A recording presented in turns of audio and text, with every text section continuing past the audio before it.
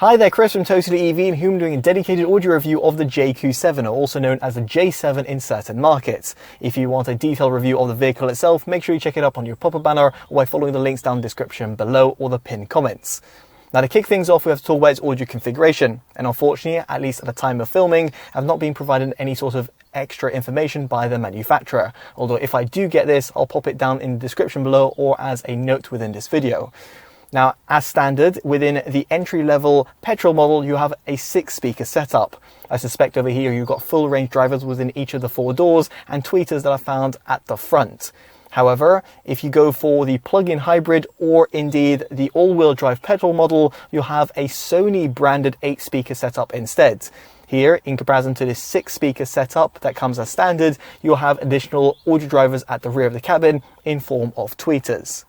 Now, for you to tinker around with the audio drivers, you want to navigate on the portrait display. And here I had the balance and fader in its center position, the speed adaptation volume at medium, and also I disabled the loudness setting. This is because with it enabled, it gave me a bit of a booming sound, which was not really appreciated across the sound frequency range. As for the EQ, I actually customized it.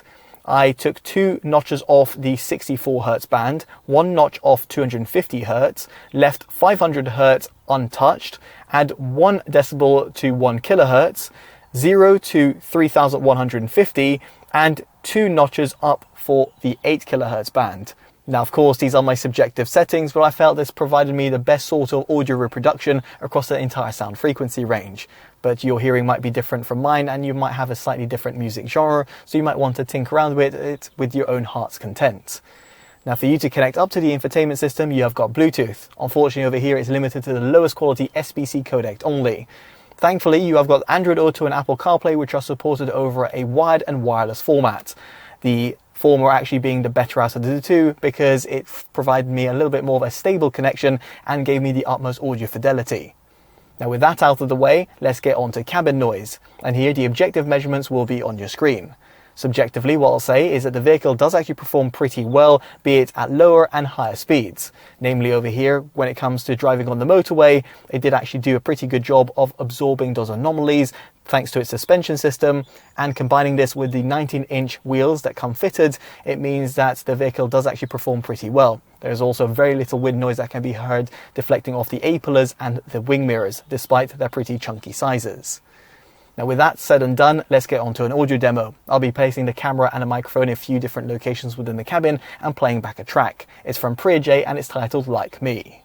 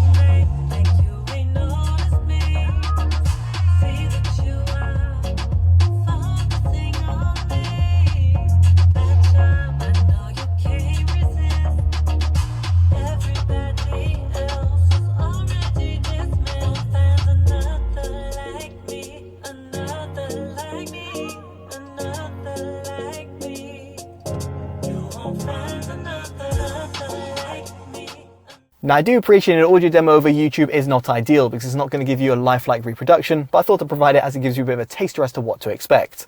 Now, in terms of my own subjective opinion, I was actually left really impressed across the sound frequency range. And this is someone that's reviewed over 130 in-car audio systems and over 800 audio-related devices. Now, let me break it down for you. First off, in terms of the sub-bass tones, in other words, that low-end rumble that you'll come to expect in certain bass-orientated tracks, well, it's there, but it does feel a little bit cut short. I think this is in part due to the fact that you've not got a dedicated subwoofer.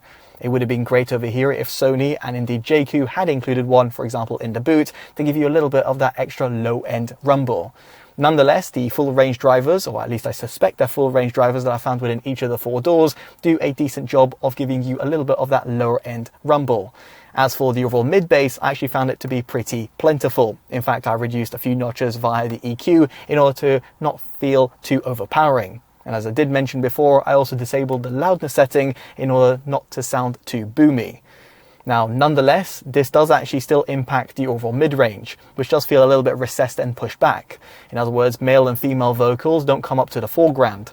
And while you might be able to EQ it via the infotainment system, you will find that adding a few notches to the mid-range EQ will give you a little bit of an artificial sound. So therefore, I just accepted that it has a little bit of a warmer sound signature and that it won't exactly be its overall forte. Now, as for the highs, they actually do extend relatively well at the front and at the rear of the cabin. In fact, I added quite a few notches via the treble EQ in order for me to get a little bit more of that toe tapping sound. And it doesn't come across as harsh or sibilant either, even at louder volumes, so therefore didn't provide me any sort of ear fatigue. Now, the kind of real star of the show, at least in my opinion, was its overall soundstage reproduction. Sure enough, it's not exactly perfect. If there are more audio drivers, for example, a center audio driver, or ones that I found, for example, towards the B or C pillars, then you would have found a little bit of better enveloping sort of sound, like you'd find on more premium audio systems. Nonetheless, you get a good sense of width and depth, and the instrument separation, in my opinion, has been done to perfection. Ultimately over here, when it comes to its overall soundstage, it actually does do really well. And in comparison to some of its nearest competitors, well, in this respect, I do think it does fantastic. Now, what I'm trying to say over here is that the audio system that's comprised within the Jaecoo 7 or the J7 in certain markets isn't exactly perfect. However, the Sony branded audio system does provide you a pretty hearty sound and one that'll be appreciated by a lot of consumers, at least if you tailor it to your own heart's content via the EQ. And as a result of this, it actually gets our Performance Audio Award, which is actually quite surprising because there's only 8 audio drivers that are dotted around the cabin.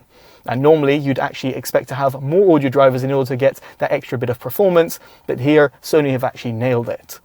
Now, I'd be curious to know what you make of the audio system down in the comment section below and how you feel it compares to some of its competitors. If you've enjoyed this detailed independent review, definitely do consider dropping a like, subscribing and hitting that bell notification, all of which would be greatly appreciated. As such, I've been Chris from TotallyEV, and I'll hopefully see you in the next one. Take care of yourselves, and goodbye.